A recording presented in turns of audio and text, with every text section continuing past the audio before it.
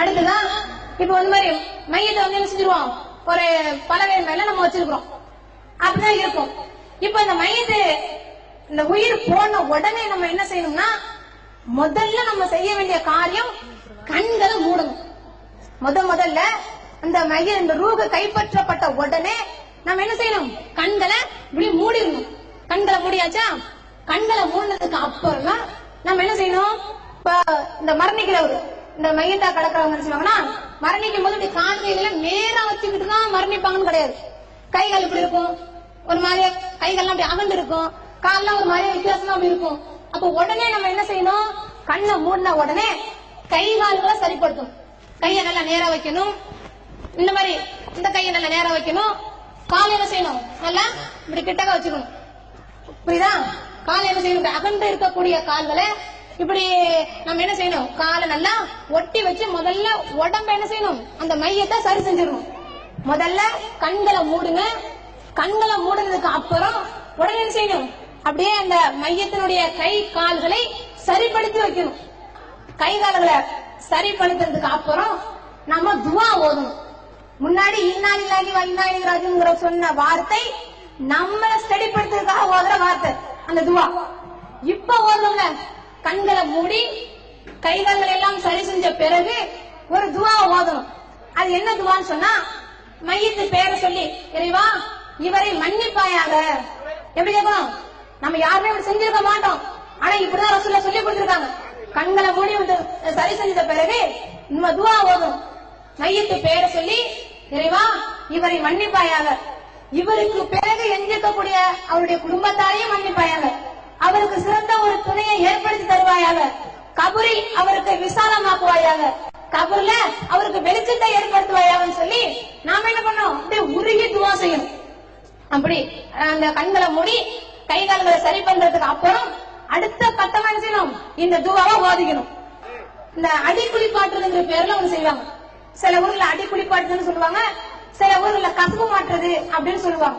அப்படியே வயிற்றெல்லாம் போய் நல்லா அமுக்கி அமுக்கி அப்படியே அவங்களுடைய அந்த கழிவுகள் எல்லாம் வெளிப்படுத்தி அப்புறம் என்ன செய்வாங்க, கசப்பு மாற்றுதல் அப்படிங்கிற ஒரு விஷயத்தையும் செய்வாங்க. கசப்பு மாத்திட்டு அதுக்கப்புறம் என்ன செய்வாங்கன்னா, குளிக்கும் போது ஒரு தடவை அந்த அடக்கம் செய்வதற்கு முன்னாடியும் ஒரு குளிப்பாட்டுதல் ஒண்ணு நடப்பாங்க. இப்படியெல்லாம் சொல்லப்படல. அடக்கம் செய்வதற்கு முன்னாடி ஒரு தடவை குளிப்பாட்டுவது என்பதுதான் மார்க்கத்துல உள்ளது. அப்ப என்ன செய்யணும், அடக்கம் செய்வதற்கு முன்னாடி ஒரு தடவை குளிப்பாட்டணும். ஆனா அந்த மையத்திற்குல அந்த மையத்துக்கு வந்து ஏதாவது ஒரு சிறுநீரோ அல்லது மோஷனோ அந்த மாதிரி ஏதாவது ஒரு கழிவுகள் வெளியில வந்துச்சுன்னு சொன்னா அதை சுத்தப்படுத்தணும். அப்ப என்ன செய்யலாம்னா, இந்த இடுப்பு வரைக்கும் என்ன செஞ்சிடலாம், அப்படியே கழுவி விட்டுறலாம். இடுப்பு வரைக்கும் ஃபர்ஸ்ட் என்ன செஞ்சிருங்க, முதல்ல கழுவி சுத்தம் செஞ்சிடணும். இந்த சிறுநீர் கழிச்ச மாதிரி இருந்துன்னு சொன்னா ஒன்னே டவலை வச்சு சுத்தம் பண்ணிடலாம். ஒரு பக்கெட்ல தண்ணியை வச்சு அந்த டவலை அதுல நினைச்சு சுத்தம் பண்ணிடலாம் அப்படி. ஆனா மோஷன் அந்த மாதிரியான இதா இருந்துச்சுன்னு சொன்னா என்ன பண்ணணும், இந்த இடுப்பு வரைக்கும் ஃபுல்லா என்ன செஞ்சிடணும், அப்படியே கழுவி விட்டுறணும். ஆனா கழுவும் பொழுது மையத்தை வேதனைப்படுத்துற மாதிரி வயிற்ற போட்டு அமுக்குன்னு அமுக்கி வெளிப்படுத்தணும் அப்படிங்கறது செய்யறது ரொம்ப தப்பு. என்ன மையத்தை என்ன செய்யக்கூடாது, வேதனைப்படுத்த கூடாது. அதனால இந்த வயிற்ற அமுக்குற பழக்கங்கிறது ரசூலுல்லாஹ் காலத்துல அறவே இல்ல. அதே மாதிரி நம்ம என்ன செய்யக்கூடாது, என்னைக்கும் ரசூலுல்லாஹ் காலத்துல இல்லைன்னா இன்னைக்கு நம்ம காலத்துல இருக்க கூடாது. அதனால வயிற்ற அமுக்கி அந்த வெளியேற்றக்கூடிய ஒரு பழக்கம் நம்மள்ட்ட இருக்கு, ஆனா அது இருக்க கூடாது. அப்ப என்ன இந்த மையத்தை என்ன செய்வாங்கன்னா, கிப்லா திசையின் பக்கம் தான் நோக்கி வைக்கணும் அப்படிம்பாங்க. அந்த மையத்தை கிப்லா திசையின் பக்கம் தான் வைக்கணும், அதுதான் சுன்னத்து அப்படின்னு சொல்லுவாங்க. அப்படியெல்லாம் மார்க்கத்துல சொல்லப்படல. உங்களுடைய வீட்டினுடைய வசதியை பொறுத்து நம்ம எப்படி வேணுமாலும் வச்சுக்கலாம்.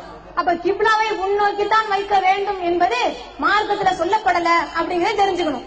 முழுவதும் முழு துணியால உடலை ஃபுல்லா அந்த மையத்தினுடைய உடலை முழுமையாக மறைக்கிற விதமாக எந்த துணியாக இருந்தாலும் சரி செஞ்சலாம், போட்டு ஃபுல்லா மூடி வச்சுக்கணும். மூடி ஃபுல்லா வச்சாச்சா, வச்சதுக்கு அப்புறம் இந்த முகமும் மூடிதான் இருக்கும். அப்ப மூடும் போது என்ன செய்யணும், மையத்தை பார்க்க வர்றாங்கல்ல, மையத்தை பார்க்க வர்றவங்க என்ன செய்வாங்கன்னா அந்த முகத்தை காட்ட சொல்லுவாங்க. அப்ப நம்ம என்ன செஞ்சுக்கலாம், வரக்கூடிய பார்வையாளர்களுக்கு முகத்தை திறந்து என்ன செஞ்சலாம், இப்படி காட்டலாம். அதுக்கு மார்க்கத்துல ஆதாரம் இருக்கு. அப்ப ஃபுல்லா மூடியாச்சு. அதுக்கப்புறம் என்னன்னு சொன்னா, இந்த மையத்தை இருக்கும் போதே பாத்தீங்கன்னா அவ்வளவு விஷயங்கள் செய்வாங்க. மார்க்கத்தில் இல்லாத விஷயங்கள் என்னன்னா, ஒரு பக்கம் தண்ணி வச்சிருப்பாங்க, 4 பக்கம் மூலையில. 4 பக்கம் மூலையில செய்வாங்க தண்ணி. என்னன்னு கேட்டா எறும்பு குறும்பு ஏறி கடிக்காம இருக்கணுமா. அப்ப என்ன செய்வாங்க, தண்ணிய 4 பக்கம் வைப்பாங்க. அப்புறம் ஒரே பத்தி, அந்த மாதிரி பத்தி, பண்டகலை, கோழி, இலி, ஆடு, மாடு எல்லாத்தையும் செஞ்சாங்க. அப்படியே என்னென்ன செய்யக்கூடாதோ அத்தனை என்ன பண்ணும், மையத்துக்கு கீழே அந்த பெஞ்ச் இருக்குல்ல, அந்த பெஞ்சுக்கு கீழே எல்லா பொருட்களையும் செஞ்சிருவாங்க, அப்படியே வச்சிருப்பாங்க. நம்மளுடைய முஸ்லிம் சமுதாயம் என்ன பண்ணாங்கன்னு சொன்னா, இந்த ஜனாசாவை பொறுப்பாற்றுறதுலே சில நபர்களை வந்து நியமிச்சு வச்சிருக்காங்க. அந்த நபர்கள் அவங்களா ரசூல்லா எப்படி காட்டி தந்தாங்களோ அப்படி குளிக்க வைக்க மாட்டாங்க. அவங்க மனசுக்கு எப்படி தோணுதோ அப்படிதான் குளிக்க வைப்பாங்க. உண்மையிலே நீங்க நினைச்சு பாருங்க, கூலிக்கு வேலை செய்யறவங்க எப்படி செய்வாங்க, அவங்க இஷ்டத்துக்கு தான் செய்வாங்க. ஆனா நம்மளுடைய எல்லா காரியங்களும் ரசூல்லா காட்டி தந்த முறைதான் இருக்கும்.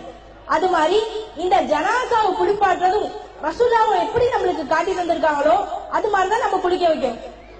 நம்ம இப்ப குளிக்க வைக்காததுக்கு காரணம் என்னன்னு பார்த்தா 2 காரணம். ஒண்ணு பயம். இந்த உடல்ல வந்து உயிர் இருக்கிற வரையும் மனுஷங்கிறத மதிச்சிட்டு இருப்பாங்க. ஆனா உடலை விட்டு உயிர் போயிடுச்சுன்னு வச்சுங்களேன், எல்லா மனிதர்களுக்கும் ஒரு விதமான பயம் இருக்கு. அந்த பயம் ஒரு காரணம். இன்னொன்னு என்னன்னு சொன்னா, எப்படி ஜனாசாவை குளிக்க வைக்கிறது தெரியாது, அது ஒரு காரணம். இதனாலதான் மக்கள் என்ன பண்றாங்கன்னா, அதுக்குன்னு சில பெண்களை கூட்ட வந்து குளிக்க வைக்கிறாங்க. அவங்க போய் இறந்த இலைய பறிச்சுட்டு வரணும். ஏன்னா ரசூல்லா காலத்துல அந்த ஜனாசாவை குளிப்பாட்டுறதுக்கு இறந்த இலையை பயன்படுத்திருக்காங்க. நம்ம என்ன பண்ணணும், அந்த இறந்த இலையை பறிச்சுட்டு வந்து எந்த தண்ணியில ஜனாசாவை நம்ம குளிக்க வைக்க போறோமோ அந்த தண்ணியில போட்டு ஊற வச்சிடணும். அடுத்தது என்ன செய்யணும் அப்படின்னு பார்த்தா, ஒரு 50 கிராம் கற்பூரம் இருக்குல்ல, அதை வாங்கிட்டு வந்து ஒரு தண்ணியில ஊற வச்சிடணும். எதுக்காக அந்த கற்பூரத்தை நம்ம வாங்குறோம் அப்படின்னு பார்த்தா, ரசூல்லா காலத்துல இந்த மையத்தை குளிப்பாட்டும் போது அந்த கற்பூரத்தை ரசூல்லா பயன்படுத்திருக்காங்க. அதுக்கப்புறம் என்ன பண்ணோம் அப்படின்னு பார்த்தா, ஒரு சின்னதா ஒரு சாம்பிள் சோப்பு இருக்குல்ல, சின்னதா அந்த சோப்பு ஒண்ணு வாங்கி வச்சுக்கணும். இன்னொன்னு ஒரு சின்ன ஒரு அத்தர் பாட்டில் அந்த ஜனாசா போடுறதுக்காக, இதெல்லாம் நம்ம வாங்கி முன்னாடியே வச்சுக்கணும். போய் எல்லாரும் போய் முட்டி மோதிக்கிட்டு இருக்கும்னு தேவையில்லை, சும்மா ஒரு 2 பேர் போதும். 2 பேர் உதவிக்காக ஒருத்தவங்க, குளிக்க வைக்க ஒருத்தவங்க. அதுவும் இந்த குளிக்க வைக்கிறது மெயினா அவங்களுடைய குடும்பத்தாருக்கு தான் முன்னுரிமை அதிகம், அவங்கதான் குளிக்க வைக்கணும். ஏன்னா பயந்துகிட்டு வரமாட்டேங்கிறாங்க.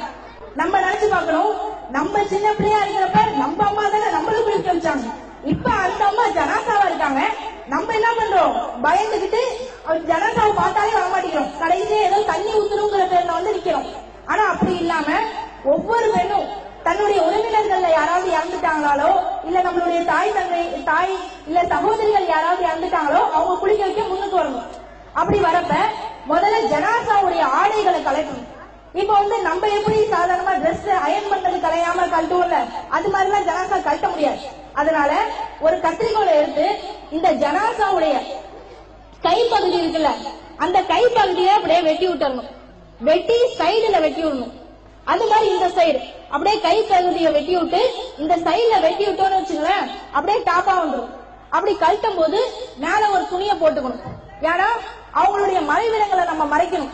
அதனால மேலே சும்மா ஒரு துணியை போட்டு விட்டு லைட்டா அவங்கள தூக்கி முன்னாடி உள்ள ஆடையும், ஏன்னா வெட்டி வச்சிருக்கோம், சைடு 2 சைடும் வெட்டிட்டோம், அதனால முன்னாடி உள்ள அந்த ஆடையும் லைட்டா இவங்களை தூக்கி, உதவிக்கு ஒரு ஆளை கூப்பிட்டுங்க, தூக்கி பின்னாடி உள்ள ஆளையும் அந்த ஆடையும் கழட்டிடணும். அப்படி கழட்டிட்டு மேல ஒரு துணி போட்டிருக்கோமா, அது மாதிரி கீழே உள்ள ஆடைகளும், அந்த கீழே உள்ள ஆடைகளையும் அப்படியே நம்ம கழட்டிடணும். மேல வெட்டினா போதும், கீழே அநேகமா எல்லாரும் இன்ஸ்கர்ட் இது மாதிரிதான் போட்டிருப்பாங்க, அதை அப்படியே கழட்டி எடுக்கணும். அதுக்கப்புறம் என்ன செய்யணும் அப்படின்னு பார்த்தா, இதெல்லாம் ஒரு பெரிய மேட்டரே கிடையாது, சும்மா சாதாரண மார்க்கம் தான். இஸ்லாம் மார்க்கம் நம்மளுக்கு எந்த ஒரு வழிமுறையை கத்து தந்தாலும் ரொம்ப எளிதான முறையில தான் கத்து தந்திருக்கு. அது மாதிரி இந்த ஜனாசாவை குளிக்க வைக்கிறப்ப ரசூல்லா ஒரு 3 இதுதான் சொல்றாங்க. ஜனாசாவுக்கு நீங்க குளிக்க வைக்கிறப்ப ஒழு உறுப்புல இருந்து நீங்க ஸ்டார்ட் பண்ணுங்க, ஒழு உறுப்புல இருந்து நீங்க ஆரம்பம் செய்யுங்க.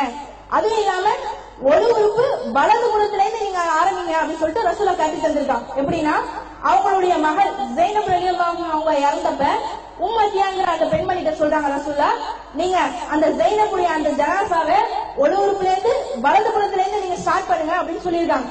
அதனால மேல ஒரு துணியை போட்டுட்டு முதல்ல வலது கையில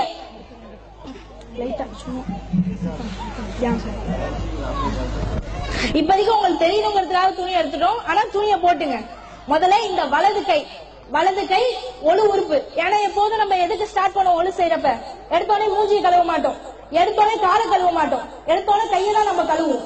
அது மாதிரி இந்த ஜனாசாவை குளிக்க வைக்கிறப்பையும் எடுத்தோட கையில நம்ம தண்ணியை ஊத்தணும். வலது கையில தண்ணி ஊத்தி அதுக்கப்புறம் உடல் ஃபுல்லா நம்ம தண்ணியை ஊத்தணும். அதுவும் இல்லாம இந்த ஜனாசாவை குளிக்க வைக்கிறப்ப ரசூலா சொல்லியிருக்காங்க, நீங்க ஒற்றை படையில் நீங்க குளிப்பாட்டுங்க அப்படின்னு சொல்லியிருக்காங்க. அதனால ஃபர்ஸ்ட் கையில இருந்து நம்ம ஸ்டார்ட் பண்ணி முழுமையா ஒரு தடவை தண்ணியை ஊத்தணும். ஊத்துனதுக்கு அப்புறம் என்ன செய்யணும் அப்படின்னு பார்த்தா, சின்னதா ஒரு சாம்பிள் சோப்பு வாங்கி வச்சிருக்கோம்ல, அந்த சோப்பை அவங்க உடல் முழுவதும் நம்ம போடும்.